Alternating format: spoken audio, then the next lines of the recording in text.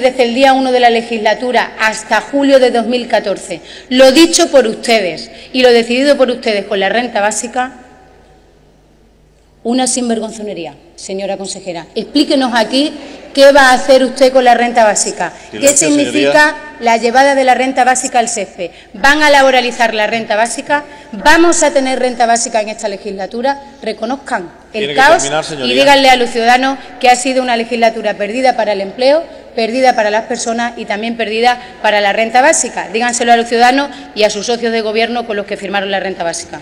Sala de prensa de la Junta de Extremadura.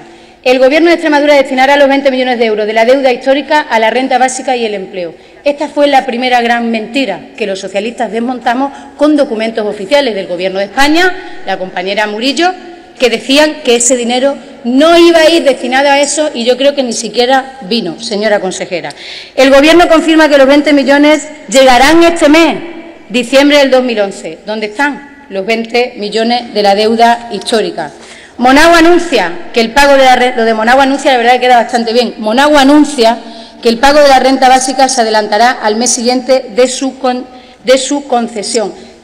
Creo que esto es el mes de abril, pero ya da igual de qué año, porque como es una mentira tras otra, desde el inicio de la legislatura nadie les cree. El Gobierno extremeño resalta que está cumpliendo escrupulosamente con los plazos que marca la ley de la renta básica. No se sostiene. Señora consejera, señoría. Voy terminando. No se sostiene. Contésteme a las cuestiones que le planteo y que le preocupan en estos momentos a los ciudadanos.